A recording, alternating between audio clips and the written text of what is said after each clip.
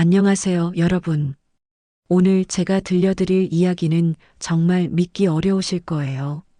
하지만 이 모든 일이 저에게 실제로 일어난 일입니다. 제 이름은 김미영, 올해 52세입니다. 남편 박준호와 결혼한 지 벌써 30년이 되었어요. 대학에서 간호학을 전공했지만 결혼 후에는 전업주부로 살았습니다. 준호가 내가 벌어서 먹고 살 만큼은 되니까 당신은 집에서 아이들만 잘 돌봐달라고 했거든요. 그때는 그게 사랑인 줄 알았어요.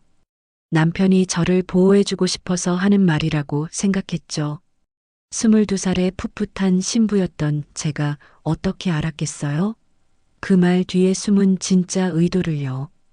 준호는 중견 건설회사에서 부장까지 올랐어요. 성실하고 묵묵한 성격이라 직장에서도 인정받았죠. 저는 그런 남편이 자랑스러웠어요. 두 딸아이를 키우며 26평 아파트에서 소소하지만 행복한 일상을 보냈거든요. 첫째 수진이가 고등학생, 둘째 수빈이가 중학생이 되었을 때까지도 저희는 평범한 중산층 가정이었어요. 매일 새벽 6시에 일어나서 준호 출근 준비를 해주고 아이들 도시락을 싸주는 게 제 일상이었죠. 여보, 오늘도 수고해줘서 고마워. 준호가 가끔 이런 말을 해줄 때면 정말 행복했어요. 30년 동안 한 번도 의심해 본 적 없었거든요. 이 남자가 저를 배신할 거라고는 꿈에도 생각하지 못했어요. 그러던 어느 날이었어요. 준호의 행동이 조금씩 달라지기 시작했어요. 퇴근 시간이 늦어지고 주말에도 회사 일이 있다며 자주 나가더라고요. 전화를 받을 때도 예전보다 조심스러워 했고요. 여보, 요즘 일이 많이 힘들어? 제가 물어보면, 응, 큰 프로젝트가 있어서 그래. 조금만 참아줘라고 답했어요. 저는 그냥 그런가 보다 했어요. 30년 동안 한 번도 거짓말을 한 적 없는 남편이니까요. 하지만 뭔가 이상했어요. 준호가 저를 보는 눈빛이 예전 같지 않았거든요. 마치 저를 투명인간 취급하는 것 같았어요.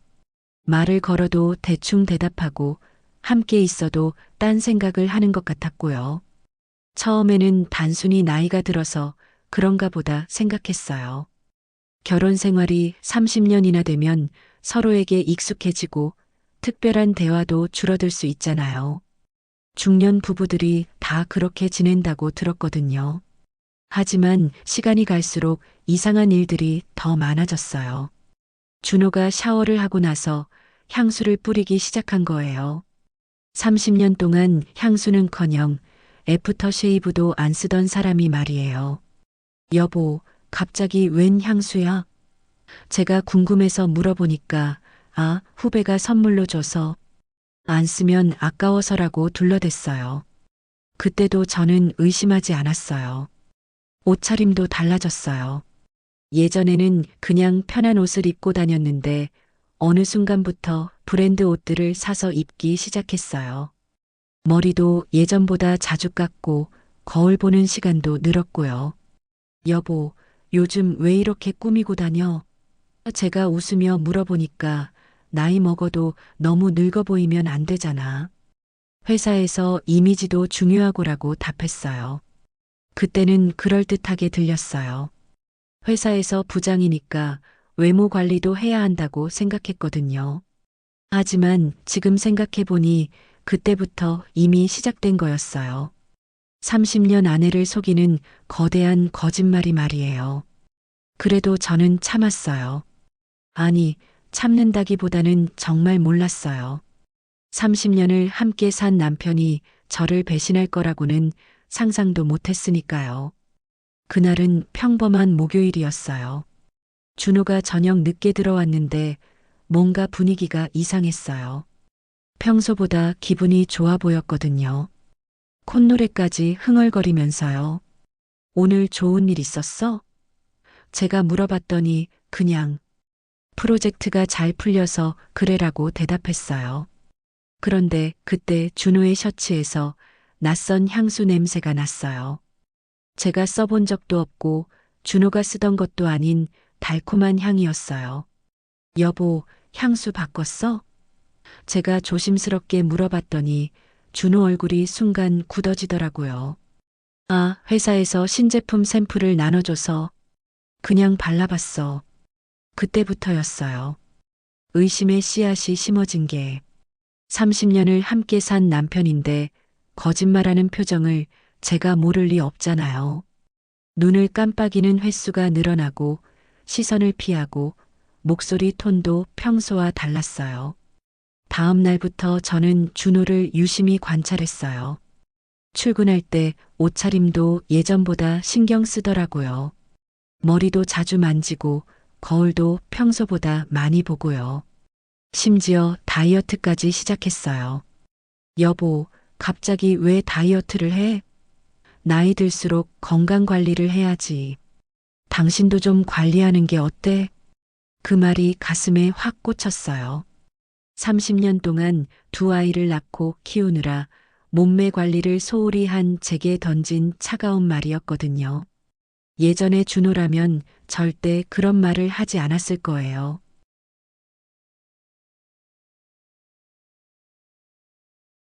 핸드폰 사용 패턴도 달라졌어요.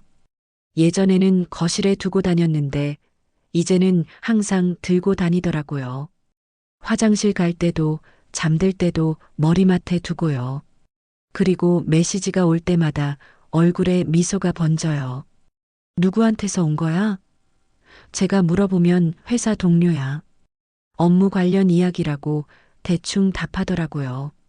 하지만 업무 메시지를 받고 그렇게 웃을 리는 없잖아요. 어느 날 밤 준호가 샤워하는 사이에 핸드폰을 몰래 봤어요. 잠금이 걸려 있더라고요. 30년 동안 핸드폰에 잠금을 걸어본 적이 없는 사람이요. 그때 정말 확신했어요.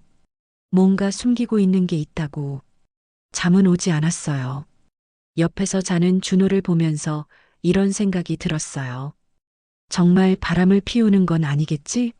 설마 30년을 함께 산 우리가. 하지만 마음 한편에서는 이미 알고 있었어요. 뭔가 돌이킬 수 없는 일이 벌어지고 있다는 걸요. 다음 날 아침 거울을 보니 제 모습이 초라해 보였어요. 언제부터인가 화장도 대충 하고 옷도 편한 것만 입고 다녔더라고요. 혹시 그래서 준호가 다른 여자에게 눈을 돌린 건 아닐까 하는 생각이 들었어요. 그래서 그날부터 저도 변해보기로 했어요. 화장을 제대로 하고 예쁜 옷도 입고 머리도 새로 했어요. 준호가 퇴근했을 때 새로워진 제 모습을 보여주고 싶었거든요. 와, 여보, 오늘 왜 이렇게 예뻐? 준호가 말했지만 그 표정은 영 어색했어요. 마치 귀찮다는 듯한 표정이었거든요. 예전 같으면 정말 기뻐했을 텐데요. 그리고 며칠 뒤 결정적인 증거를 발견했어요. 준호가 세탁소에 맡긴 셔츠를 찾으러 갔는데 사장님이 이런 말을 하시더라고요. 사모님, 남편분이 요즘 패션에 관심이 많으시네요. 어제도 고급 셔츠를 여러 벌 맡기셨던데요. 저는 그런 셔츠를 본 적이 없었어요. 집에 가져온 적도 없고요. 그럼 그 옷들은 어디에 두고 있는 걸까요? 그때 정말 소름이 돋았어요. 집으로 돌아오는 길에 눈물이 계속 났어요. 30년을 함께 산 남편이 저를 속이고 있다는 현실을 인정하기가 너무 힘들었거든요. 하지만 더 이상 외면할 수는 없었어요. 진실을 알아야 했어요. 의심이 확신으로 바뀐 건 그로부터 한 달 후였어요.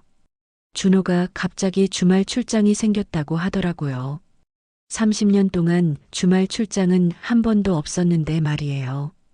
어디로 출장 가는데? 부산이야. 신규 현장 때문에. 언제 돌아와? 일요일 저녁에. 그 주말 저는 처음으로 남편을 미행했어요. 토요일 아침 일찍 나간다고 했는데 집 앞에서 기다리고 있었거든요. 준호는 회사 방향이 아니라 반대쪽으로 차를 몰고 갔어요.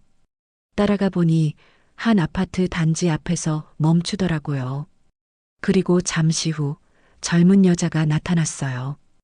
20대 후반쯤 돼 보이는 정말 예쁜 여자였어요. 간호사 가운을 입고 있었죠.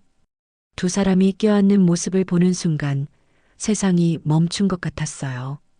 30년을 함께 산 남편이 제가 모르는 여자와 그렇게 자연스럽게 스킨십을 하고 있었거든요.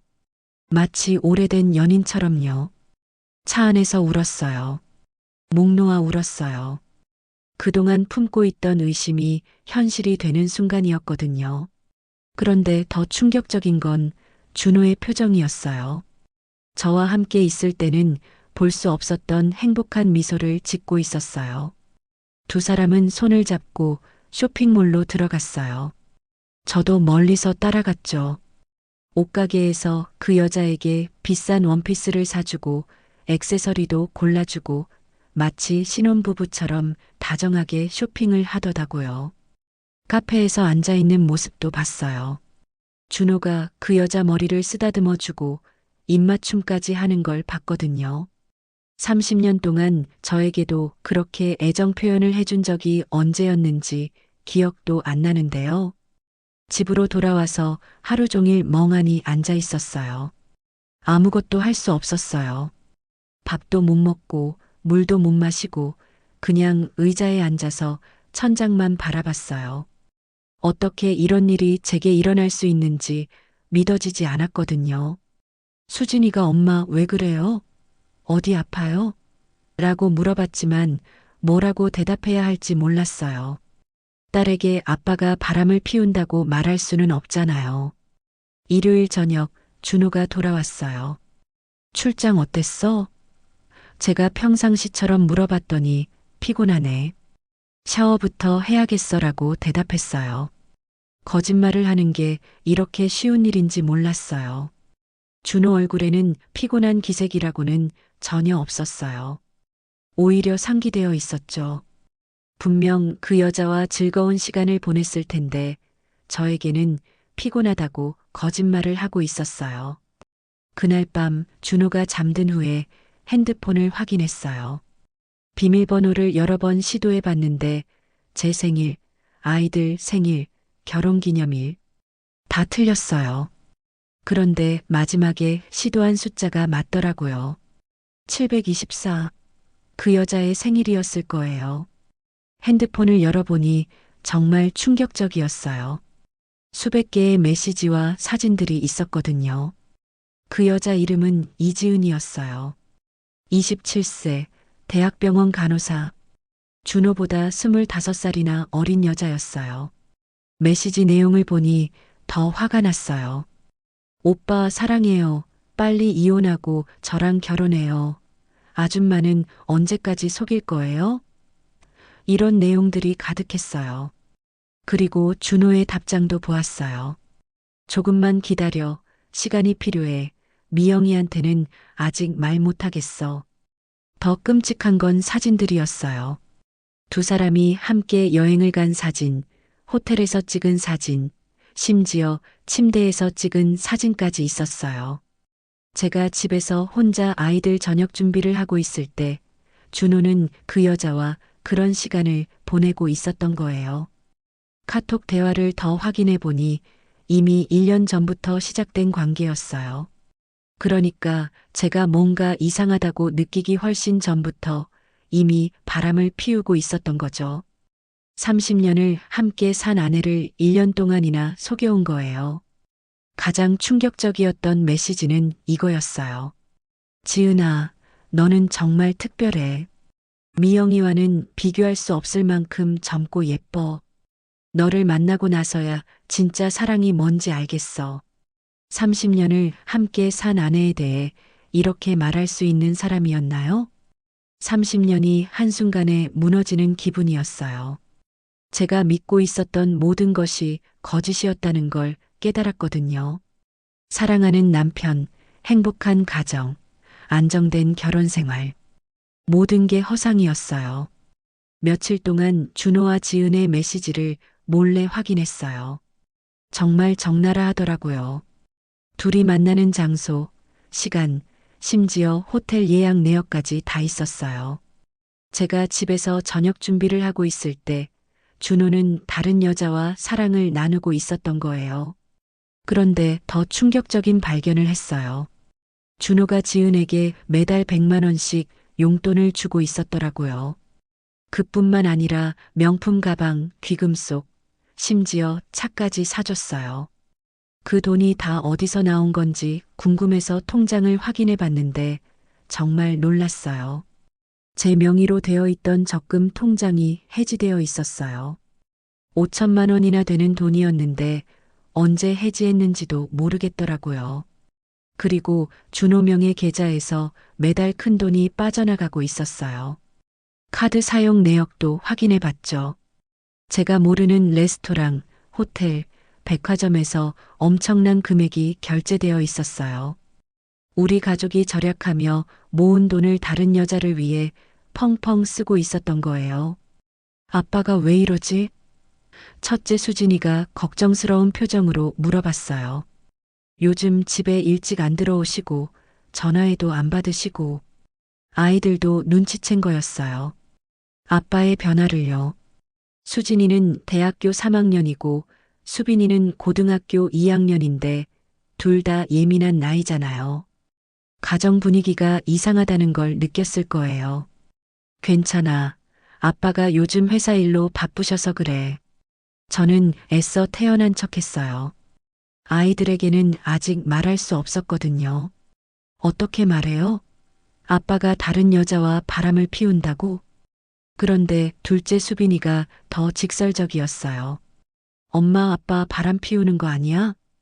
갑작스러운 질문에 저는 당황해서 아무 말도 못했어요. 친구 엄마도 그런 적이 있었는데 아빠 행동이 똑같더라고.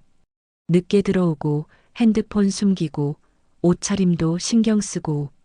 수빈이는 제가 생각했던 것보다 훨씬 많은 걸 알고 있었어요. 수빈아, 그런 말 함부로 하면 안 돼.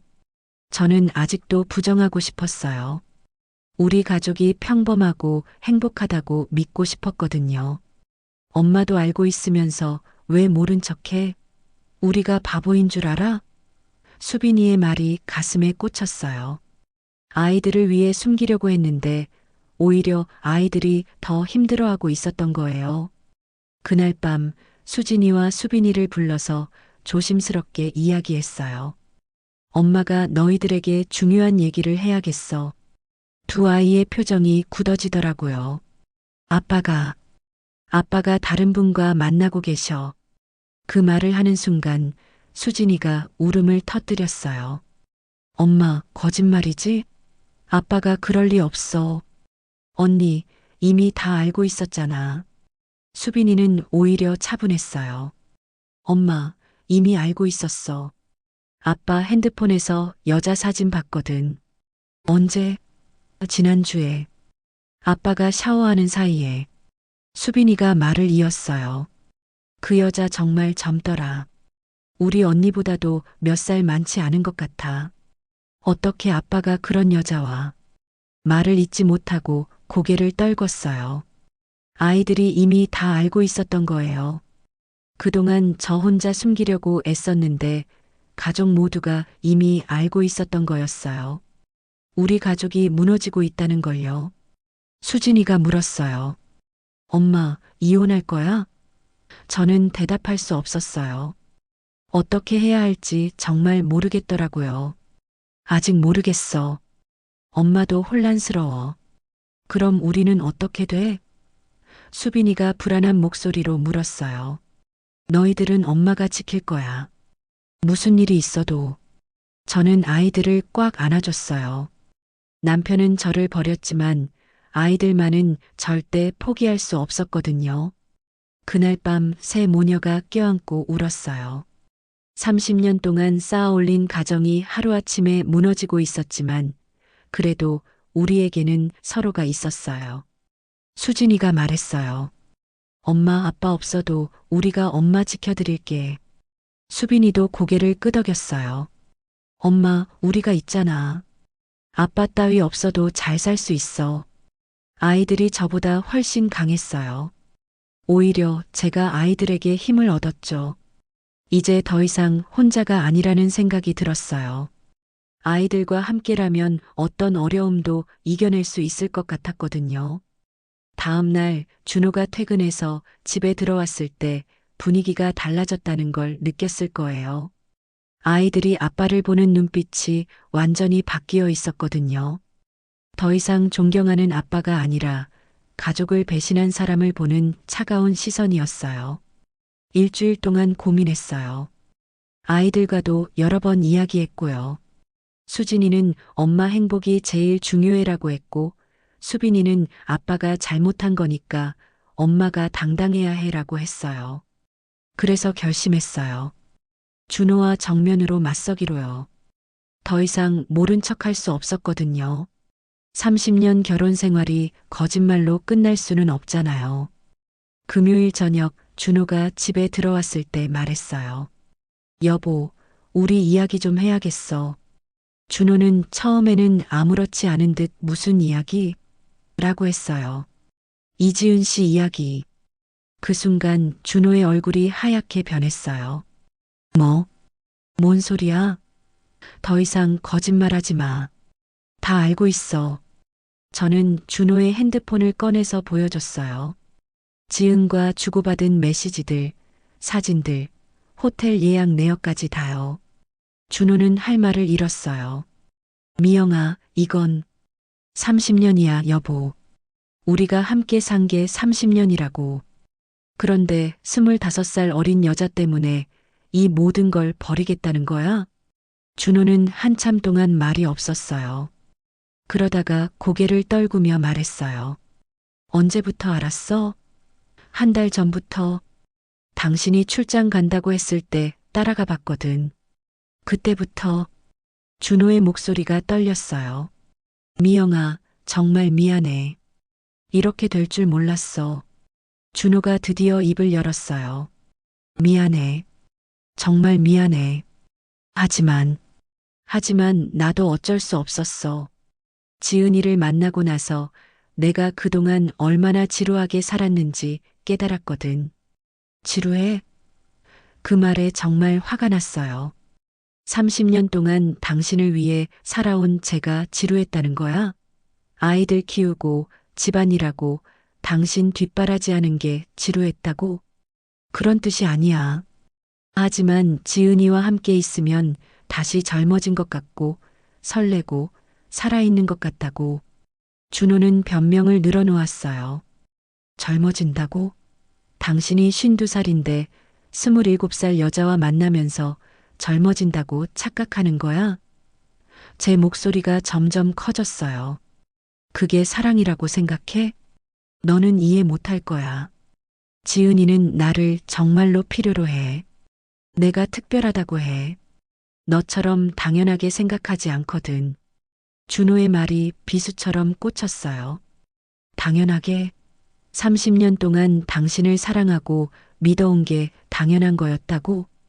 저는 울컥했지만 참았어요. 그럼 지은 씨는 당신의 뭘 사랑하는데? 돈? 그런 식으로 말하지 마. 준호가 화를 냈어요. 지은이는 순수해. 나이는 어리지만 마음이 착하고. 순수해. 저는 웃음이 나왔어요. 유부남과 불륜을 저지르는 게 순수한 거야? 다른 사람 가정을 파괴하는 게 착한 거야? 준호는 대답하지 못했어요. 그러다가 조용히 말했어요. 그래서 어쩌겠다는 거야?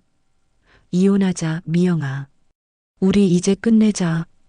그 순간 정말 모든 게 끝났다고 생각했어요. 30년이 그렇게 간단하게 끝나는 건가 싶었거든요. 하지만 동시에 화도 났어요. 이렇게 일방적으로 끝낼 순 없다고 생각했어요. 좋아. 이혼하자. 하지만 조건이 있어. 조건? 재산 분할을 제대로 하자. 그리고 아이들 양육비도 당연히 내가 내야 하고. 그때 준호가 이상한 표정을 지었어요. 재산이 뭐가 있다고. 순간 불길한 예감이 들었어요. 무슨 뜻이야? 우리 집도 있고 적금도 있고. 미영아, 그게. 준호가 말을 머뭇거렸어요. 설마. 저는 식은땀이 났어요. 설마 뭘 또 숨기고 있는 건 아니지? 준호는 한참 동안 침묵하다가 고백했어요. 집을 담보로 대출을 받았어. 그리고 적금도 대부분 해지했고, 얼마나? 3억 정도. 세상이 무너지는 소리가 들리는 것 같았어요. 30년 동안 모은 재산을 다른 여자를 위해 다 써버린 거였어요. 아이들 교육비로, 노후 준비로 모아놓은 돈을 말이에요. 3억을 다 어디에 썼는데? 지은이 집 전세금이랑, 차값이랑, 그리고 여행 비용이랑. 준호는 고개를 들지 못했어요. 저는 그 순간 정신이 아찔했어요. 남편의 배신이 이렇게까지 깊을 줄 몰랐거든요. 단순히 바람을 피운 게 아니라 가족의 미래까지 팔아버린 거였어요. 당신, 정말 미쳤구나. 제 목소리는 차갑게 식어 있었어요. 아이들 대학 등록금은 어떻게 할 생각이었어? 우리 노후는? 다시 벌면 되지. 나 아직 젊잖아. 준호의 말에 기가 막혔어요. 52살이 젊다니요. 그것도 모든 재산을 탕진한 상황에서요. 그때 수진이와 수빈이가 방에서 나왔어요. 우리 대화를 다 들었을 거예요. 두 아이의 얼굴에는 실망과 분노가 가득했어요. 다음 날 저는 은행에 갔어요. 우리 집 재산 상황을 정확히 파악하려고요. 그런데 정말 충격적인 사실을 알게 되었어요. 아파트 명의가 바뀌어 있었어요. 제 명의에서 준호 명의로요. 언제 바뀐 건지 확인해 보니 6개월 전이었어요.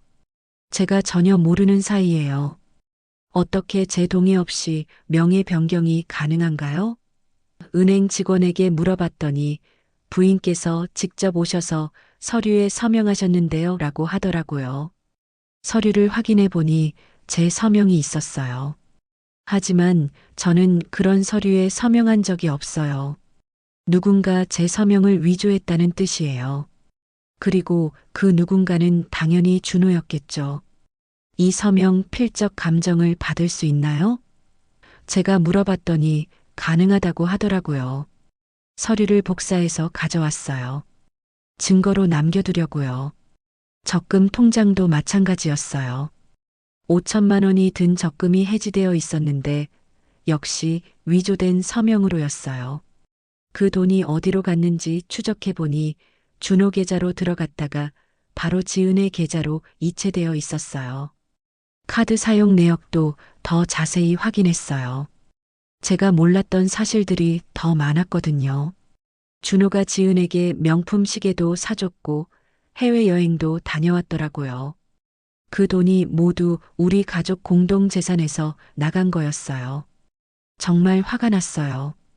바람을 피우는 것도 모자라서 제 재산까지 가로챈 거였어요. 30년 동안 함께 모은 재산을 혼자서 독차지하려고 했던 거예요. 집으로 돌아가서 준호에게 따졌어요. 아파트 명의를 왜 몰래 바꿨어? 적금도 왜 해지했고? 준호는 처음에는 시치미를 뗐어요. 무슨 소리야? 그런 적 없는데? 은행에서 확인했어.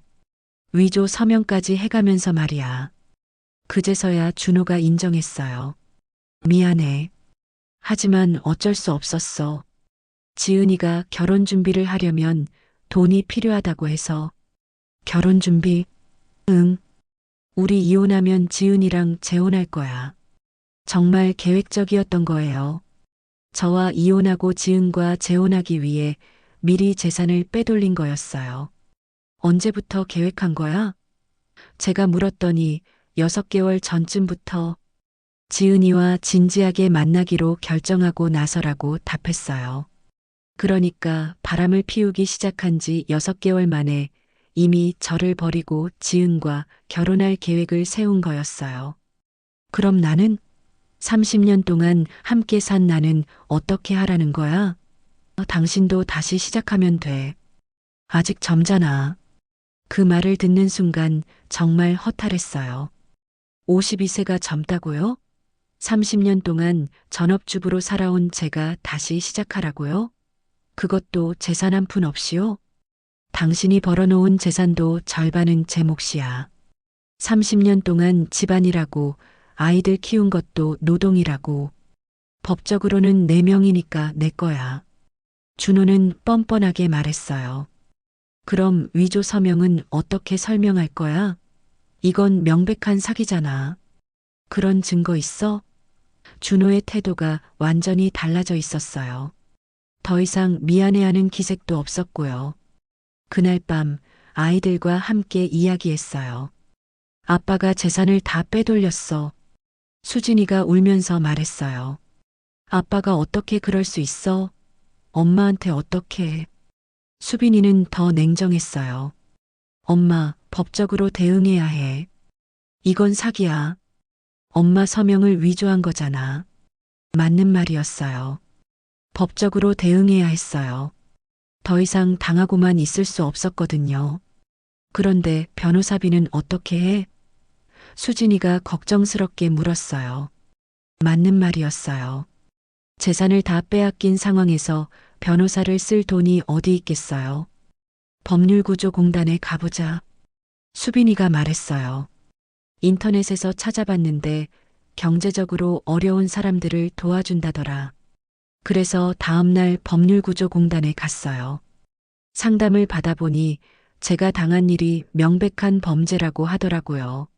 서명 위조, 재산 횡령, 사기 등의 혐의로 고발할 수 있다고 했어요. 하지만 입증하기가 쉽지 않을 거예요. 변호사님이 말씀하셨어요. 남편분이 부인의 서명을 위조했다는 걸 증명해야 하거든요. 필적 감정을 받으면 되는 거 아닌가요? 그것도 중요하지만 위조 당시 부인이 어디에 있었는지 알리바이가 있는지도 중요해요. 다행히 그날은 제가 병원에 다녀온 날이었어요. 진료 기록이 남아 있으니까 알리바이가 있었죠. 준호가 서명을 위조한 시간에 저는 병원에 있었던 거예요. 월요일 아침 저는 변호사 사무실에 갔어요. 30년 만에 처음으로 혼자서 이렇게 중요한 일을 처리하는 거였어요. 떨리고 불안했지만 해야 할 일이었어요.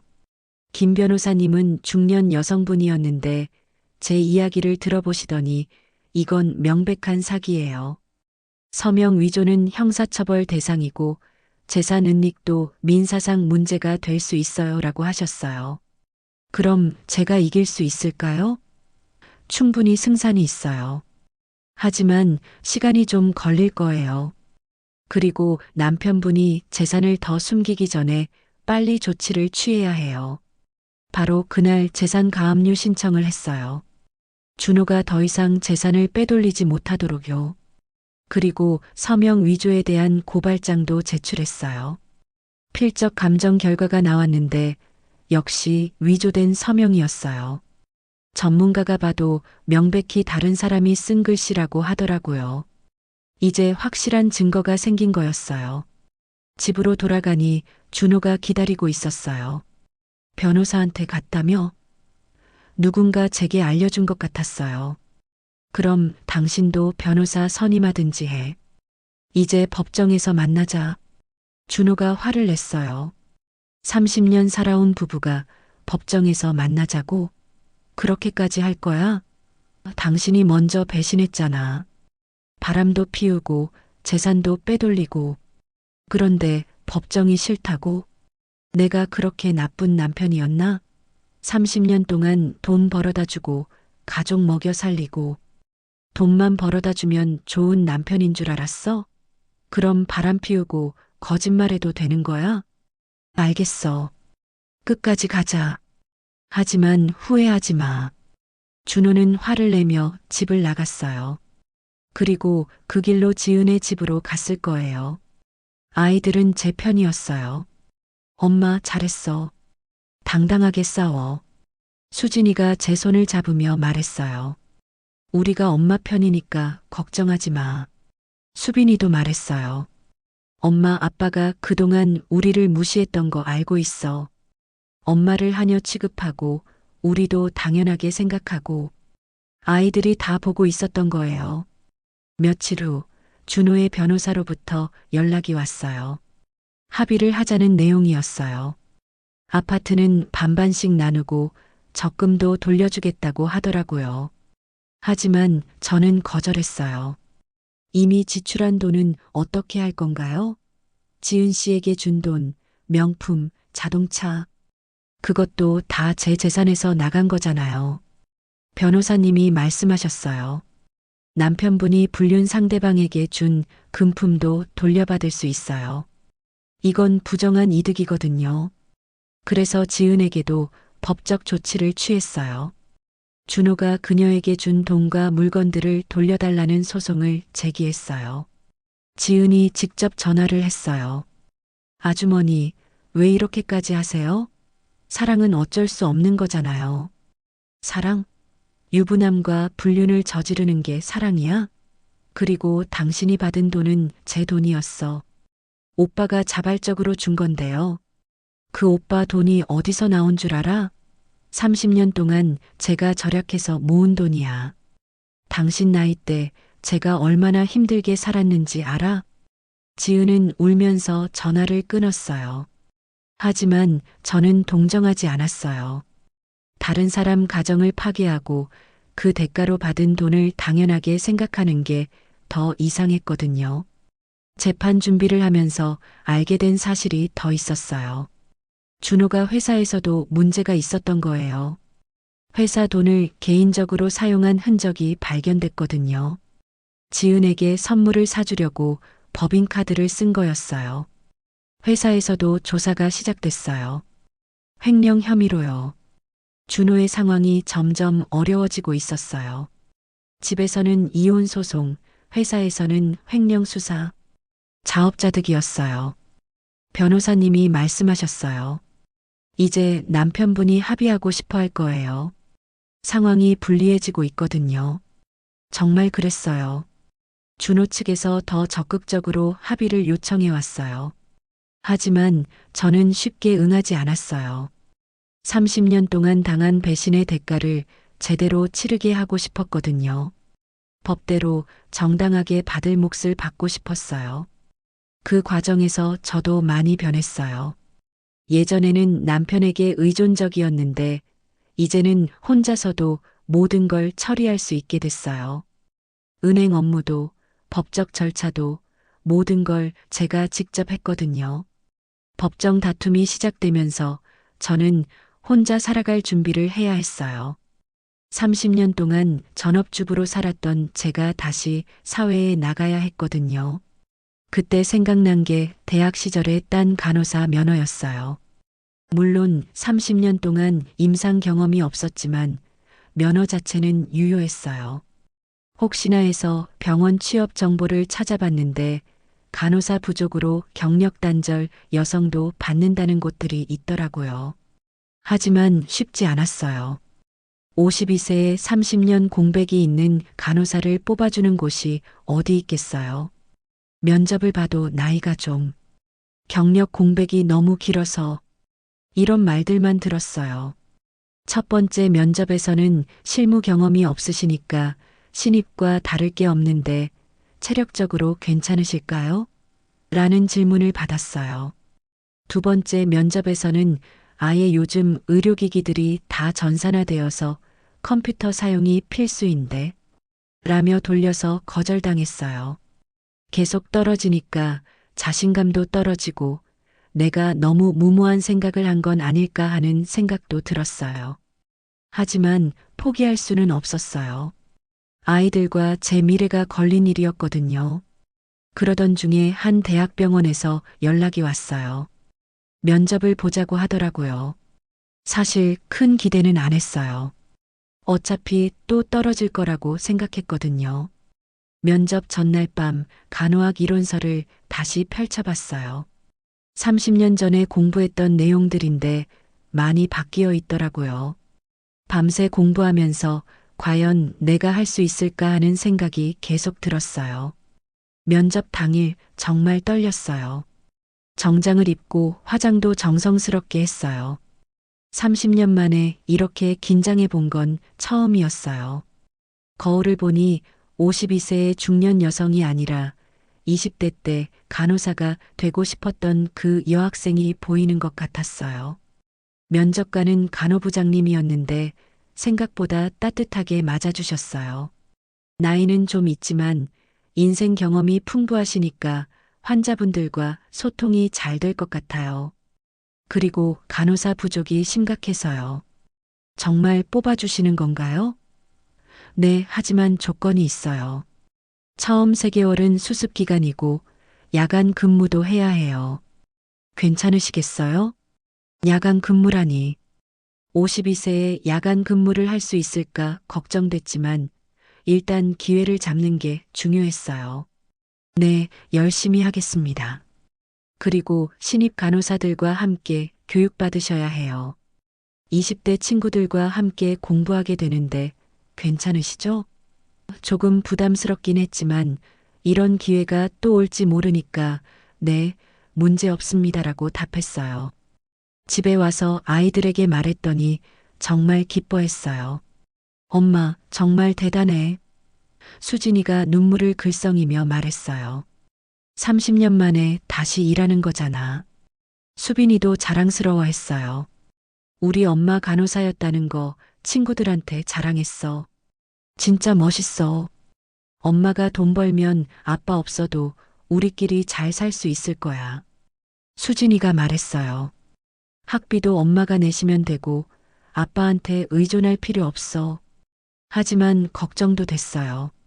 30년 동안 바뀐 의료 기술들을 따라갈 수 있을까? 젊은 간호사들과 어울릴 수 있을까? 온갖 걱정이 머릿속을 스쳐 지나갔어요. 그래도 이제 돌이킬 수는 없었어요. 다음 주 월요일부터 출근이었거든요. 아이들과 함께 간호사복도 새로 장만하고 간호화도 샀어요. 마치 새로운 인생을 시작하는 기분이었어요. 출근 첫날 정말 떨렸어요. 새벽 5시에 일어나서 준비했어요. 간호사복을 입으니까 정말 오랜만이라는 생각이 들었어요. 대학 시절 실습할 때 이후로 처음이었거든요. 거울을 보니 30년 전과는 다른 모습이었지만 그래도 뭔가 당당해 보였어요. 나도 할 수 있어라고 스스로에게 말하며 집을 나섰어요. 병원에 도착하니까 젊은 간호사들이 저를 신기하게 쳐다봤어요. 새로 오신 선생님이에요? 네, 김미영입니다. 와, 정말 오랜만에 경력직 선생님이 오셨네요. 사실 경력직이라고 하기엔 좀 그랬어요. 30년 전 경력이었으니까요. 하지만 젊은 간호사들은 저를 선배로 대해줬어요. 고마웠죠. 처음에는 정말 어려웠어요. 의료진들이 쓰는 용어들도 30년 전과 달라져 있었고 의료기기 사용법도 완전히 바뀌어 있었어요. 전자차트는 또 어떻고요? 컴퓨터도 제대로 못 다루는 제가 어떻게 전자차트를 쓴다는 거죠? 선생님, 이거 어떻게 하는 거예요? 제가 젊은 간호사에게 물어봤더니, 아, 이건 이렇게 하는 거예요 라고 친절하게 알려줬어요. 나이는 제가 많지만 여기서는 제가 신입이었어요. 처음에는 자존심이 상했어요. 제 딸뻘 되는 간호사들에게 모르는 걸 물어봐야 하니까요. 하지만 생각해보니 배우는 게 당연한 거였어요. 30년이나 지났는데 모르는 게 이상한 거겠죠. 첫 주가 정말 힘들었어요. 야간 근무는 특히 체력적으로 버거웠어요. 젊은 간호사들은 멀쩡한데 저 혼자 힘들어하는 것 같아서 창피했어요. 선생님, 괜찮으세요? 옆에서 일하던 27살 간호사 지연이가 걱정스럽게 물어봤어요. 괜찮아. 조금 피곤할 뿐이야. 처음에는 다 그래요. 저도 적응하는데 시간이 걸렸거든요. 그런데 일주일쯤 지나니까 조금씩 적응이 되더라고요. 환자들과 대화하는 건 오히려 제가 잘했어요. 인생 경험이 있으니까 환자들의 마음을 이해하는 거죠. 간호사님, 정말 친절하세요. 다른 젊은 간호사들은 바빠서 그런지 좀 차가웠는데, 한 할머니 환자가 제게 이런 말씀을 해주셨어요. 간호사님 덕분에 병원 생활이 덜 우울해요. 마치 딸과 이야기하는 것 같아서 또 다른 환자분이 말씀해 주셨어요. 그때 깨달았어요. 나이가 많다는 게 단점만은 아니구나. 젊은 간호사들이 할 수 없는 역할이 있구나 하고요. 환자들은 저에게 자신들의 고민을 털어놓았어요. 가족 걱정, 건강 걱정, 경제적 어려움까지요. 저도 비슷한 경험이 있었기 때문에 진심으로 공감해 줄 수 있었어요. 한 달쯤 지났을 때 간호부장님이 저를 불러셨어요. 미영 씨, 어때요? 적응 잘 되세요? 네, 처음에는 어려웠는데 이제 조금씩 익숙해지고 있어요. 환자분들 반응이 정말 좋아요. 미영 씨가 담당하는 환자들이 회복도 빠르고 불만도 없고요. 정말 뿌듯했어요. 30년 만에 다시 시작한 일에서 인정받는다는 게요. 그리고 동료들도 미영 씨를 정말 좋아해요. 경험이 많으셔서 조언도 잘해주시고 분위기도 좋게 만들어주신다고 부장님의 말씀에 눈물이 날 뻔했어요. 젊은 간호사들도 저를 편하게 대해줬어요. 선생님, 남편이랑 싸웠는데 어떻게 하면 좋을까요? 이런 개인적인 고민까지 상담해달라고 하더라고요. 그런데 그때였어요. 새로 부임한 부원장님의 비서를 모집한다는 공고가 붙었어요.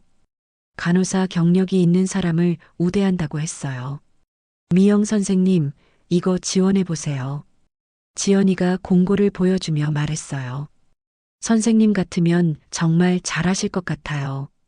사실 관심이 있었어요. 야간 근무가 체력적으로 힘들었거든요. 그리고 비서직이면 더 안정적일 것 같았어요. 하지만 겨우 적응한 병동을 떠나는 게 아쉽기도 했어요. 동료들은 저를 응원해줬어요. 선생님이 더 좋은 자리로 가시는 거잖아요. 우리는 언제든지 여기 있으니까 걱정하지 마세요. 그날 밤 집에서 아이들과 상의했어요. 비서직에 지원해볼까 생각 중이야. 엄마, 좋은 기회인 것 같은데? 야간 근무도 안 해도 되고. 수진이가 말했어요. 부원장 비서 지원을 결심한 건 우연이었어요. 사실 간병 업무보다는 사무 업무가 더 적성에 맞을 것 같았거든요. 그리고 무엇보다 급여가 더 좋았어요. 동료들도 저를 응원해줬어요. 미영 선생님, 꼭 지원해보세요. 선생님 같으면 정말 잘하실 것 같아요. 지연이가 말하더라고요. 비서실에서 일하면 더 안정적일 거예요. 사실 야간 근무가 체력적으로 힘들었어요. 52세에 밤새는 일이 쉽지 않더라고요. 그래서 기회가 생긴 김에 도전해보기로 했어요. 면접을 보러 갔는데 부원장님이 정말 인상이 좋으셨어요. 40대 중반쯤 되는 분이었는데 온화하고 지적인 느낌이었어요. 준호와는 완전히 다른 타입이었죠. 간호사 경력이 있으시군요. 하지만 30년 공백이. 네, 솔직히 말씀드리면 최근에 이혼 절차를 밟으면서 다시 일을 시작했어요. 정직하게 말하는 게 좋겠다 싶었어요. 어차피 숨길 수도 없는 일이었고 거짓말로 시작하고 싶지 않았거든요. 부원장님이 저를 유심히 보시더니 쉽지 않으셨을 텐데 용기가 대단하시네요. 52세에 새로 시작한다는 게 말이에요라고 하셨어요. 자녀분들은 어떻게 생각하세요? 두 딸이 있는데 오히려 제가 독립하는 걸 응원해줘요. 아빠 때문에 많이 실망했거든요. 부원장님은 제 이야기를 진지하게 들어주셨어요. 판단하거나 동정하는 시선이 아니라 그냥 한 사람의 이야기로 들어주시는 것 같았어요. 면접 결과 합격했어요. 부원장님 말씀이 인생 경험이 풍부하신 분이 비서 업무에 더 적합할 것 같다고 하시더라고요. 젊은 분들은 업무는 빠르지만 환자 가족들이나 동료들과의 소통에서는 경험이 부족할 때가 있어요. 미영 씨 같은 분이 오히려 필요해요. 비서 업무를 시작하면서 부원장님에 대해 알게 됐어요. 이강우 부원장님은 심장외과 전문이셨는데 정말 실력이 뛰어난 분이었어요. 동료들도 모두 존경하는 분이더라고요. 그런데 2년 전에 아내를 암으로 잃으셨다고 하더라고요. 아직 혼자 사시면서 일에만 매진하고 계신다고 했어요. 힘드셨겠어요. 제가 조심스럽게 말씀드렸더니 미영 씨도 이혼으로 힘드셨을 텐데 서로 상처받은 사람끼리 이렇게 만났네요 라고 하셨어요. 부원장님은 정말 따뜻한 분이었어요. 제가 일을 실수해도 화내지 않으시고 오히려 괜찮아요. 천천히 배워나가시면 돼요라고 해주셨어요. 처음에는 스케줄 관리나 서류 정리 같은 기본적인 업무부터 시작했어요. 컴퓨터 사용이 서툴렀지만 부원장님이 차근차근 알려주셨어요. 미영 씨, 급하게 하지 마세요. 정확하게 하는 게 더 중요해요. 준호 같았으면 벌써 짜증을 냈을 텐데 부원장님은 정말 인내심이 많으셨어요. 점심시간에 가끔 같이 식사를 하면서 이런저런 이야기를 나눴어요. 부원장님도 외로워하시는 게 느껴졌어요. 아내를 잃은 슬픔이 아직도 크신 것 같았어요. 미영 씨는 왜 이혼하게 되셨어요? 남편이 바람을 피웠어요. 25살 어린 간호사와요. 그런 일이 정말 힘드셨겠어요. 부원장님 표정이 안타까워 보였어요. 30년을 함께 살았는데 그런 배신을 당하시다니. 저는 아내를 잃었지만 미영 씨는 산 사람에게 버림받으신 거네요. 그래도 이제는 괜찮아요. 오히려 자유로워진 것 같아요. 30년 동안 남편 눈치만 보고 살았거든요. 부원장님이 제 손을 살짝 덮으시며 이제는 미영 씨만의 인생을 사세요. 남을 위해 살기엔 인생이 너무 짧아요라고 말씀해 주셨어요. 그런 대화를 나누면서 조금씩 마음이 열리는 것 같았어요. 30년 동안 남편만 바라보고 살았는데 이제는 저를 진심으로 걱정해 주는 사람이 생긴 거예요. 부원장님도 조금씩 변하시는 것 같았어요. 처음엔 일에만 매달리시던 분이 이제는 가끔 웃으시기도 하고 개인적인 이야기도 해주시고요. 미영 씨가 와서 병원 분위기가 많이 밝아졌어요. 다른 직원이 말하더라고요. 부원장님도 예전보다 많이 부드러워지셨어요. 부원장 비서로 일한 지 3개월쯤 됐을 때였어요. 평소처럼 부원장님 스케줄을 정리하고 있는데 간호부에서 새로 온 간호사가 인사를 드리러 왔어요. 그런데 그 간호사를 보는 순간 정말 충격이었어요. 바로 이지은이었거든요. 준호와 바람을 피운 그 여자였어요. 안녕하세요. 새로 부임한 이지은입니다. 지은도 저를 보더니 깜짝 놀라는 표정이었어요. 어떻게, 정말 기가 막혔어요.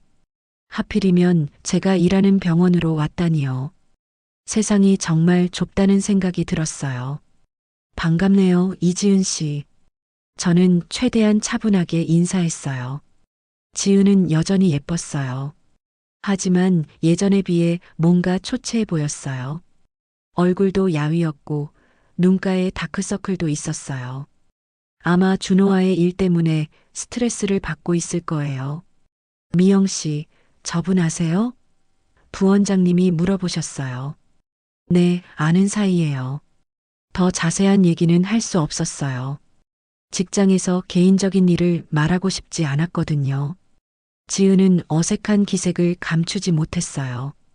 자기소개를 하면서도 계속 저를 힐끔힐끔 쳐다봤어요. 아마 제가 여기서 일한다는 걸 몰랐을 거예요. 그날 오후 내내 정신이 없었어요. 지은이 같은 병원에서 일한다는 생각에 집중이 안 됐거든요. 매일 얼굴을 봐야 한다는 게 부담스러웠어요. 그날 퇴근 후 지은이 저에게 말을 걸어왔어요. 아줌마, 여기서 일하는 줄 몰랐어요. 저도 당신이 여기 올 줄 몰랐네요. 아저씨, 준호 씨는 어떻게 지내세요? 지은이 조심스럽게 물어봤어요. 글쎄요, 이혼 소송 중이라 잘 모르겠네요. 지은의 표정이 어두워졌어요. 사실, 저희도 잘 안 되고 있어요. 아저씨가 재산 문제로 스트레스를 많이 받으시더라고요. 그럼 헤어진 건가요? 아니에요. 하지만 예전 같지 않아요. 법정 다툼 때문에 예민해지시고 술도 많이 드시고요. 지은이 계속 말했어요. 회사에서도 문제가 생겨서 그만두셨대요. 횡령 혐의로 조사를 받으시게 됐다고. 이미 알고 있던 사실이었지만 지은 입에서 듣는 건 묘했어요. 저는 별로 관심 없다는 듯이 그런 일은 저와 상관없네요 라고 말했어요. 하지만 마음속으로는 조금 후련했어요. 준호와 지은의 관계도 순탄하지 않다는 걸 알았거든요. 아줌마는 원망하지 않으세요? 지은이 갑자기 물어봤어요. 제가 아저씨와 만난 거 말이에요. 원망? 저는 잠시 생각해 봤어요. 처음에는 정말 화가 났죠. 하지만 이제는 오히려 고마워요. 고마워요? 지은이 놀란 표정이었어요. 당신 때문에 30년 동안 헛살지 않았다는 걸 깨달았거든요. 만약 당신이 없었다면 저는 계속 그런 남자와 살았을 거예요. 제 말에 지은이 할 말을 잃었어요. 며칠 후 부원장님이 저에게 물어보셨어요. 미영 씨, 이지은 간호사와 어떤 사이세요? 뭔가 어색한 분위기인 것 같은데. 사실은 제 남편과 바람을 피운 여자예요. 부원장님이 깜짝 놀라셨어요. 정말요? 그런 우연이. 네, 그래서 좀 어색해요. 하지만 일하는 데는 지장 없을 거예요. 힘드시겠어요. 매일 얼굴을 봐야 하는데. 부원장님이 제 어깨를 다독여 주시며 미영 씨는 정말 강한 분이에요. 존경스러워요라고 말씀해 주셨어요. 그런데 부원장님 궁금한 게 있는데. 네, 뭐든지 물어보세요. 지은 씨가 왜 여기로 왔을까요? 다른 병원도 많은데. 아, 그거요? 사실 지은 씨가 급하게 이직을 해야 하는 상황이었다고 들었어요. 이전 병원에서 무슨 문제가 있었던 것 같더라고요. 아마 준호와의 불륜이 이전 병원에서 문제가 됐을 거예요. 병원은 생각보다 좁은 사회거든요. 소문이 금방 퍼지죠. 그날 밤 집에서 아이들에게 얘기했어요. 오늘 아빠와 바람 피운 그 여자가 우리 병원으로 왔어. 수진이가 깜짝 놀라더라고요. 정말? 어떻게 그런 일이? 엄마, 괜찮아? 수빈이가 걱정스럽게 물었어요. 괜찮아. 오히려 지금의 나를 보여줄 수 있는 기회인 것 같아. 무슨 뜻이야? 예전에 나는 집에서 눈치만 보던 전업주부였잖아. 하지만 지금은 당당하게 일하는 여성이라는 걸 보여줄 수 있어. 지은이 우리 병원에 온 지 한 달쯤 지났을 때 재미있는 일이 벌어졌어요. 지은이 실수를 자주 하기 시작한 거예요. 아무래도 준호와의 관계 때문에 스트레스를 받다 보니 집중력이 떨어진 것 같았어요. 약물 투여 실수, 차트 기록, 누락, 환자 응대 실수까지 간호부장님한테 여러 번 주의를 받았어요. 동료들 사이에서도 지은에 대한 불만이 나오기 시작했어요. 신입인 건 이해하지만 너무 실수가 잦아요. 환자 안전에 문제가 될 수 있어요. 그런데 더 재미있는 건 지은이 저한테 조언을 구하기 시작했다는 거예요. 아줌마, 일이 너무 힘들어요. 어떻게 해야 할까요? 왜 저한테 물어봐요? 아줌마가 여기서 제일 일 잘한다고 소문났어요. 그리고 미안해요, 정말. 지은이 진심으로 사과하는 것 같았어요. 아저씨와 만나게 된 것도 아줌마 가정을 파괴한 것도 정말 후회해요. 이제 와서 후회해봐야 소용없잖아요. 하지만 정말 미안해요. 사실 아저씨가 처음에는 이혼할 생각이 없다고 했거든요. 제가 계속 재촉한 거예요. 그 얘기를 듣고 더 화가 났어요. 지은이 준호를 부추긴 거였어요. 그래서 재산까지 빼돌린 거네요? 그건 아저씨가 알아서 한 거예요. 저는 그런 줄 몰랐어요. 지은이 변명했지만 믿기지 않았어요. 받은 돈과 선물들은 어떻게 설명할 건지 궁금했거든요.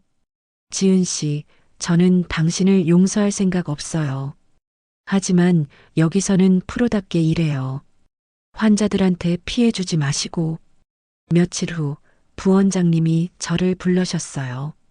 미영 씨, 이지은 간호사가 또 실수했어요. 이번에는 좀 심각한데. 지은이 환자에게 잘못된 약물을 투여할 뻔했다는 거였어요. 다행히 다른 간호사가 발견해서 큰 사고는 안 났지만 정말 위험한 실수였어요. 어떻게 할까요? 경고 조치를 내려야 할 것 같은데. 부원장님이 고민하셨어요. 부원장님이 판단하실 일이에요. 저는 객관적으로 답했어요. 개인적인 감정은 일에 끌어들이고 싶지 않았거든요. 하지만 마음속으로는 조금 통쾌했어요. 다른 사람 가정을 파괴한 대가를 치르고 있는 것 같았거든요. 그런데 그날 저녁 지은이 저에게 울면서 부탁했어요. 아줌마, 제발 도와주세요. 부원장님한테 좋은 말씀 좀 해주세요. 왜 제가 도와줘야 해요? 정말 후회하고 있어요. 그리고 아저씨랑도 거의 끝날 것 같아요. 무슨 말이에요? 법정 다툼 때문에 스트레스 받아서인지 아저씨가 저한테 화풀이를 해요. 처음에는 그렇게 잘해주시더니 준호의 본성이 드러나기 시작한 거예요. 상황이 어려워지니까 지은에게까지 화풀이를 하는 거였어요. 심지어 저한테 돈을 빌려달라고 해요. 변호사비가 부족하다면서. 지은이 말을 이었어요. 아저씨가 이런 분인 줄 몰랐어요. 저는 쓴웃음이 나왔어요. 30년을 함께 산 저도 몰랐는데 1년 사귄 당신이 어떻게 알겠어요? 아줌마는 어떻게 그렇게 강하게 버틸 수 있었어요? 강한 게 아니라 어쩔 수 없었던 거예요. 아이들 때문에. 지은의 표정이 더욱 어두워졌어요. 저는 정말 바보였어요. 왜 유부남과 만났을까요? 지금 와서 후회해도 이미 늦었어요. 그때 생각했어야죠. 저는 냉정하게 말했어요.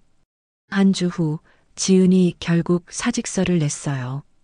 계속되는 실수와 동료들의 시선을 견디지 못한 거였어요.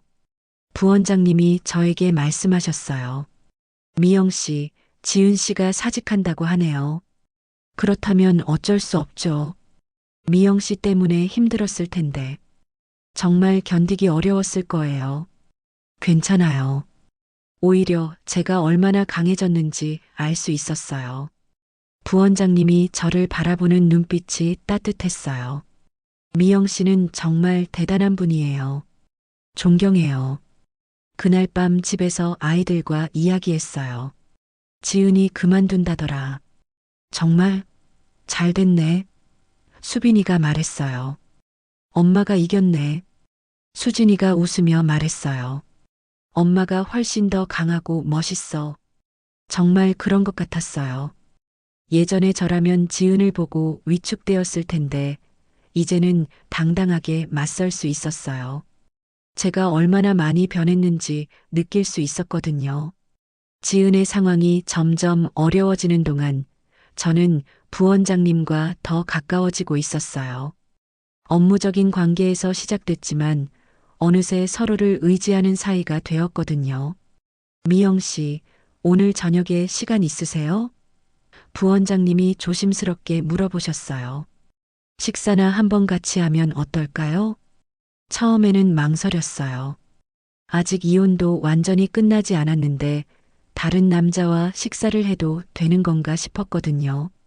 하지만 부원장님의 진심이 느껴졌어요. 좋아요.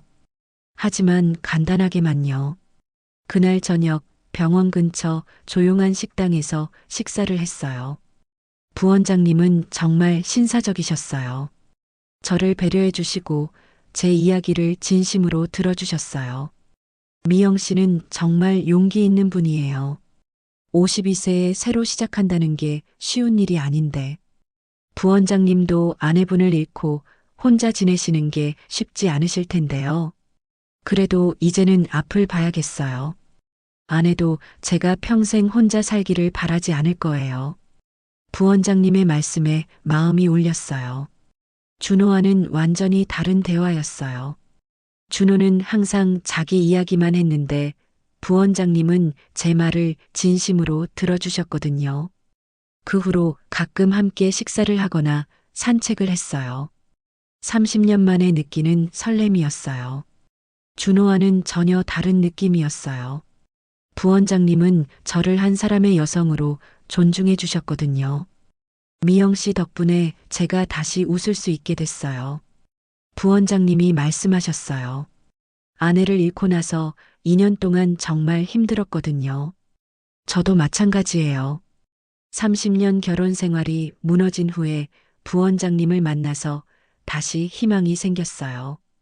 어느 날 부원장님이 제 손을 잡으시며 말씀하셨어요. 미영 씨, 저와 진지하게 만나볼 생각은 없으세요? 하지만 저는 아직 이혼도 시간이 걸려도 괜찮아요. 미영 씨가 준비될 때까지 기다릴게요. 정말 고마웠어요. 준호는 30년 결혼 생활을 그렇게 쉽게 포기했는데 부원장님은 저를 위해 기다려주신다고 하시니까요. 부원장님, 저는 이미 52세예요. 그리고 2딸도 있고, 나이가 뭐가 중요해요? 미영 씨의 마음이 중요하죠. 그리고 따님들도 언젠가는 이해해 주실 거예요. 아이들에게 조심스럽게 말해봤어요. 엄마가 좋아하는 분이 생겼어. 수진이가 깜짝 놀라더라고요. 정말? 누구세요? 병원 부원장님이야. 정말 좋은 분이셔. 엄마가 행복하면 우리도 좋아요. 수빈이가 말했어요. 아빠 같은 사람보다 훨씬 나을 것 같은데. 아이들의 지지를 받으니까 더 용기가 났어요. 그리고 무엇보다 부원장님과 함께 있으면 정말 행복했어요. 한편 지은의 상황은 더욱 악화되고 있었어요. 준호가 법정 다툼 스트레스로 지은에게 화풀이를 한다고 하더라고요. 심지어 폭언까지 한다고요. 아줌마, 정말 후회해요. 아저씨가 처음과 완전히 달라졌어요. 지은이 울면서 말했어요. 그게 그 사람의 진짜 모습이에요. 저도 30년 동안 속았던 거죠. 어떻게 하면 될까요? 당신 일은 당신이 알아서 해요. 저는 더 이상 그 사람과는 상관없으니까. 지은이 계속 울었어요. 아저씨가 저한테 돈까지 요구해요. 제가 받은 선물들을 다시 팔아서 변호사비를 마련하라고. 준호의 진짜 모습이 완전히 드러난 거였어요. 사랑한다고 했던 여자에게까지 그런 말을 할 수 있는 사람이었던 거죠. 아줌마는 그런 사람과 어떻게 30년을 살았어요? 저도 몰랐어요. 겉모습만 보고 살았던 거죠. 부원장님과 만나면서 진짜 사랑이 뭔지 알게 됐어요. 서로를 존중하고 배려하고 이해하는 것. 그게 진짜 사랑이더라고요. 미영 씨, 우리 곧 여행이나 갈까요? 부원장님이 제안하셨어요. 이혼 소송이 끝나면요. 좋아요. 30년 만에 진짜 여행을 가보고 싶어요. 준호와는 한 번도 제대로 된 여행을 가본 적이 없었거든요. 드디어 재판 날이 다가왔어요. 6개월 동안 진행된 이혼 소송의 마지막 날이었어요. 그동안 모은 모든 증거들이 빛을 발할 때였죠. 재판장에 들어서니 준호가 보였어요. 예전에 당당했던 모습은 온데간데였고 초라하고 피곤해 보였어요. 회사에서 해고되고 횡령 수사까지 받고 있으니 당연할 거예요. 준호 옆에는 변호사가 앉아 있었지만 어딘지 자신 없어 보였어요. 반면 저희 변호사님은 정말 자신감이 넘쳤어요. 증거가 확실하니까요. 피고 박준호의 서명 위조건부터 심리하겠습니다. 판사님이 말씀하셨어요. 필적 감정 결과가 법정에서 공개됐어요. 감정 결과 부인명의 서류의 서명은 피고 박준호가 위조한 것으로 판명됩니다. 준호 얼굴이 하얗게 변했어요. 피고는 이에 대해 어떻게 변명하시겠습니까? 저는 준호는 제대로 말도 못했어요. 다음은 재산 은닉 건이었어요. 준호가 지은에게 준 돈과 선물들의 증거가 모두 제출됐어요. 카드 사용 내역, 계좌 이체 내역, 심지어 호텔 영수증까지요. 피고는 혼인 중 취득한 재산을 배우자 몰래 불륜 상대방에게 증여했습니다. 이는 명백한 재산 은닉 행위입니다. 저희 변호사님이 차근차근 설명했어요. 준호의 변호사가 반박하려 했지만 증거가 너무 확실했어요. 변호인, 더 이상 변론할 내용이 있습니까? 판사님이 물었지만 준호 변호사는 고개를 떨궜어요. 그럼 지은 씨는 왜 법정에 안 나왔어요? 제가 변호사님께 물었더니 아마 무서워서 도망간 것 같아요. 사실 지은 씨도 공범이나 마찬가지거든요. 판결이 나왔어요. 이혼을 허가하며 재산 분할은 원고 김미영 70%, 피고 박준호 30%로 결정합니다. 또한 피고는 원고에게 위자료 5천만 원을 지급하라. 정말 믿을 수 없었어요. 제가 이겼어요. 30년 동안 모은 재산의 대부분을 되찾은 거예요. 그리고 피고가 불륜 상대방 이지은에게 증여한 금품 1억 2천만 원은 모두 회수하여 원고에게 지급하라. 이 부분을 들었을 때 정말 시원했어요. 준호가 절망적인 표정으로 저를 봤어요. 미영아, 이제 남남이에요.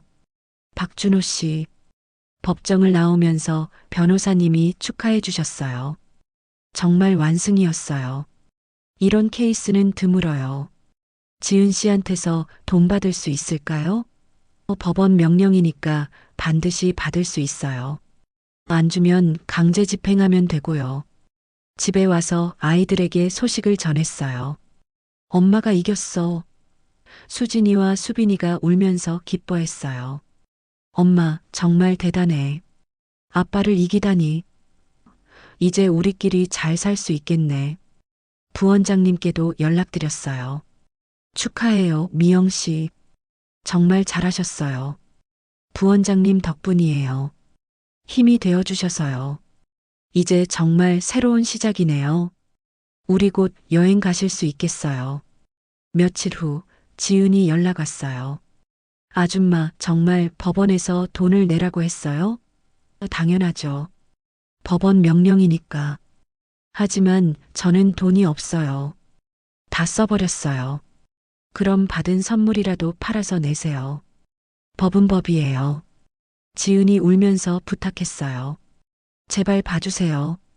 저도 피해자예요. 피해자? 다른 사람 가정 파괴한 게 피해자라고요? 아저씨가 속였어요. 진짜 사랑한다고, 곧 이혼할 거라고. 그래도 유부남이란 걸 알고 만났잖아요. 결국 지은은 받았던 선물들을 모두 팔아서 돈을 마련해야 했어요. 차도 팔고 명품 가방도 팔고 자업자득이었어요. 준호는 횡령 혐의로 기소됐어요. 법정 다툼에 모든 걸 잃은 거죠. 가족도 직장도 재산도 그리고 지은까지도요. 한 달 후 이혼 확정 통지서를 받았어요. 정말 끝났어요. 30년 결혼 생활이 완전히 끝난 거였어요. 하지만 슬프지 않았어요. 오히려 자유로웠어요. 이제 정말 제 인생을 살 수 있게 된 거니까요. 판결 후 몇 달이 지나면서 준호의 상황이 어떻게 되었는지 소식이 들려왔어요. 지은을 통해서 알게 된 건데 정말 충격적이었어요. 먼저 준호가 회사에서 해고되었다는 거였어요. 이혼 소송 과정에서 회사 돈을 개인적으로 사용한 사실이 드러났거든요. 지은에게 선물을 사주려고 회사 법인카드를 쓴 거였어요. 아저씨가 정말 많이 변했어요. 지은이 저에게 말했어요. 회사에서 잘리고 나서부터는 하루 종일 술만 마셔요. 그리고 저한테 화풀이만 하고요. 그래서 헤어진 거예요? 거의 그런 것 같아요. 더 이상 같이 있을 수 없을 것 같아요. 지은의 목소리에는 후회가 가득했어요. 처음에는 아저씨가 정말 멋있어 보였는데 이혼하고 나니까 완전히 다른 사람이 됐어요. 준호가 지은에게 폭언과 폭행까지 한다는 소식도 들었어요. 처음에는 그렇게 사랑한다고 했으면서 상황이 어려워지니까 본성이 드러난 거였어요. 아저씨가 저한테 너 때문에 이렇게 됐다고 해요. 지은이 울면서 말했어요. 자기가 선택한 일인데 저한테 책임을 떠넘기시더라고요. 더 충격적인 소식은 준호가 병에 걸렸다는 거였어요. 강경화였어요. 스트레스와 과음 때문이었을 거예요. 하루에 소주 2병씩 마시세요. 말려도 안 들어요. 지은이 걱정스러운 표정으로 말했어요. 이러다가 정말 큰일 날 것 같아요. 아저씨가 병원에 입원했어요. 지은이 저에게 연락했어요. 그런데 저는 더 이상 돌볼 수가 없어요. 왜요? 아저씨가 저한테 너무 심하게 해서, 그리고 이제는 정말 사랑하지 않아요. 구체적으로 어떻게 하는데요? 때리기도 하시고, 욕도 하시고, 심지어 제가 받은 선물들을 다시 가져가서 팔아버리기도 해요. 25살 어린 여자가 자신을 버린다는 사실을 알았을 때 준호가 얼마나 절망스러웠을까요? 하지만 자업자득이었어요. 아저씨가 매일 아줌마 얘기를 해요. 지은이 말했어요. 30년을 함께 산 사람을 버린 게 얼마나 후회되는지 모르겠다고. 지금 와서 후회해봐야 소용없죠. 아저씨가 아줌마한테 다시 돌아가고 싶어 해요. 용서해달라고 하고 싶다고. 절대 안 돼요. 이미 끝난 일이에요. 부원장님이 준호의 상황을 들으시고 말씀하셨어요. 그래도 30년을 함께 산 사이인데 한 번쯤은 문병을 가보시는 게 어떨까요? 꼭 그래야 할까요? 미영 씨의 마음을 정리하는 의미에서요. 그래야 완전히 끝낼 수 있을 것 같은데요. 부원장님 말씀이 맞는 것 같았어요. 정말 끝내려면 마지막으로 준호를 만나봐야 할 것 같았어요. 하지만 혼자 가시면 안 돼요. 제가 같이 가겠어요. 부원장님이 말씀하셨어요. 혹시 모르니까요. 아이들에게도 말했어요. 아빠 문병을 가볼까 생각 중이야. 꼭 가야 해, 엄마. 수빈이가 걱정스럽게 물었어요. 응. 마지막으로 정리하고 싶어?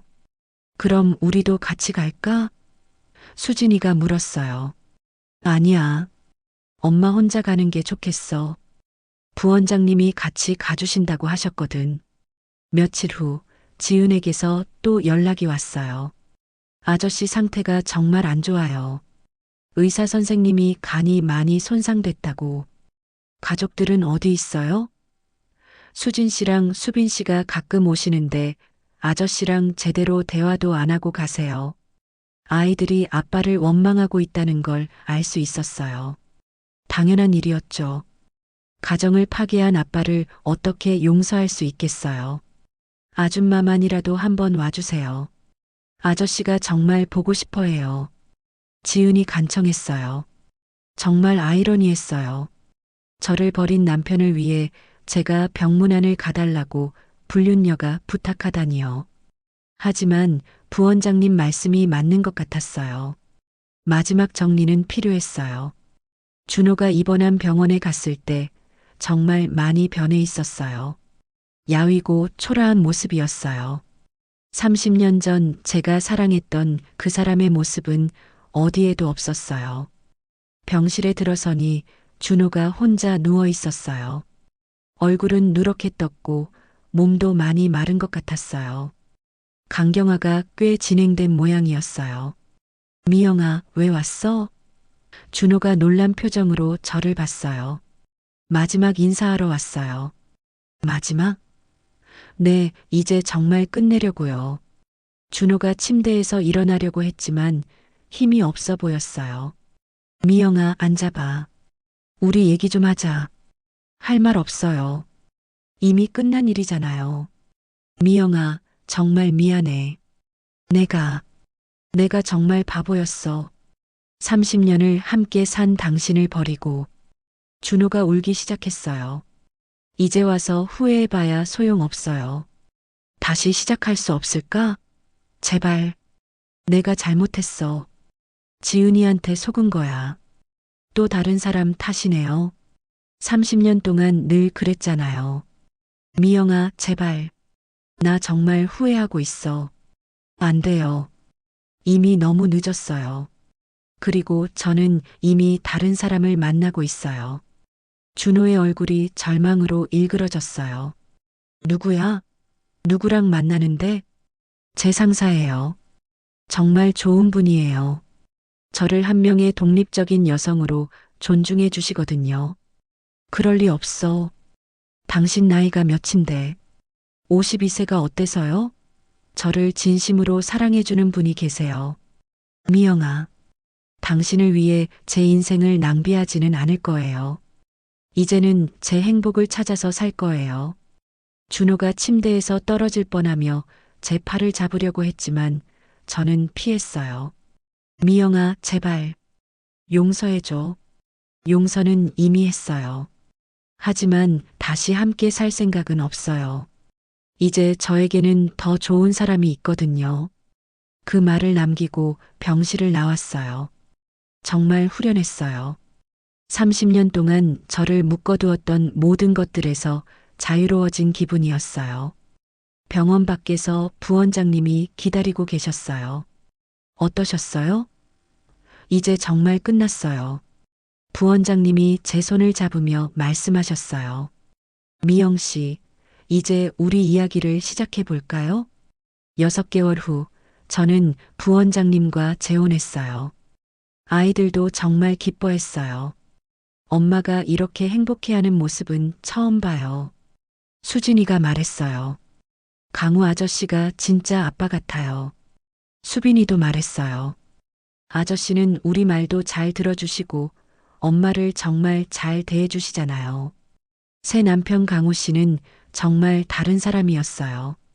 제가 하고 싶은 일을 지지해 주시고 제 의견을 존중해 주셨어요. 그리고 무엇보다 저를 사랑해 주셨어요. 당신과 만난 게 제 인생 최고의 행운이에요. 강우 씨가 자주 이런 말씀을 해주세요. 결혼식도 조촐하지만 따뜻하게 했어요. 병원 동료들과 아이들, 그리고 몇몇 친구들이 축하해 줬어요. 52세에 하는 결혼식이었지만 20대 때보다 훨씬 행복했어요. 지은은 결국 병원을 그만두고 고향으로 내려갔어요. 준호와도 완전히 헤어졌고요. 마지막에 제게 이런 말을 했어요. 아줌마, 정말 죄송했어요. 그리고 새로운 인생 축하해요. 준호는 혼자서 투병 생활을 하고 있다고 들었어요. 가끔 아이들이 문병을 간다고 하더라고요. 그래도 아빠니까요. 1년이 지난 지금 저는 정말 행복해요. 새로운 남편과 함께 새 집에서 살고 있고 일도 계속하고 있어요. 52세에 찾은 새로운 인생이에요. 여러분, 제 이야기를 들어주셔서 감사해요. 아무리 힘들어도 포기하지 마세요. 인생은 언제든 다시 시작할 수 있어요. 저처럼요. 때로는 배신과 상처가 오히려 새로운 기회가 될 수 있어요. 저는 준호의 배신 덕분에 진짜 사랑을 찾을 수 있었거든요. 그리고 30년 동안 잃어버렸던 저 자신도 되찾을 수 있었고요. 지금 이 순간도 어딘가에서 저와 같은 상황에 있는 분들이 계실 거예요. 힘내세요. 끝이 아니라 새로운 시작이에요. 당신도 충분히 행복해질 자격이 있어요. 제 이야기는 여기서 끝이에요. 여러분도 모두 행복하시길 바랍니다. 감사합니다. 이 영상이 도움이 되셨다면 좋아요와 구독 부탁드립니다. 모든 가족이 행복하기를 바라며 감사합니다. 모두 행복하세요. 안녕하세요, 여러분. 미영이에요. 그때 제 이야기를 들어주신 분들께 감사 인사를 드리고 싶어서 다시 연락드려요. 지금 저는 정말 행복하게 살고 있어요. 강우 씨와 결혼한 지 1년 반이 되었는데 매일매일이 축복이에요. 30년 전 첫 결혼을 했을 때보다 훨씬 행복해요. 수진이는 대학을 졸업하고 좋은 회사에 취업했어요. 그리고 얼마 전에 남자친구를 소개해줬는데 정말 괜찮은 청년이더라고요. 수빈이도 대학에 합격해서 간호학과에 진학했어요. 엄마를 보고 영감을 받았다고 하더라고요. 준호는 아이들 말로는 많이 회복되었다고 해요. 하지만 혼자 살고 있고 아직도 후회하고 있다고 하더라고요. 하지만 저는 더 이상 그 사람에 대해 미움도 원망도 없어요. 그냥 과거일 뿐이에요. 지은이는 고향에서 새로 시작했다고 들었어요. 새로운 남자친구도 생겼다고 하고요. 젊으니까 다시 시작할 기회가 많겠죠. 여러분들 덕분에 용기를 낼 수 있었어요. 제 이야기를 들어주시고 응원해주신 덕분에 새로운 인생을 시작할 수 있었거든요. 혹시 지금 저와 비슷한 상황에 계신 분들이 있다면 꼭 기억하세요. 인생은 언제든 다시 시작할 수 있어요. 나이는 숫자에 불과해요. 중요한 건 포기하지 않는 마음이에요. 그리고 무엇보다 자신을 사랑하세요. 다른 사람을 위해 자신을 희생하는 것이 사랑이 아니에요. 진정한 사랑은 서로를 존중하고 배려하는 거예요. 제가 52세에 찾은 새로운 사랑처럼 여러분도 언제든 새로운 행복을 찾을 수 있어요. 포기하지 마세요.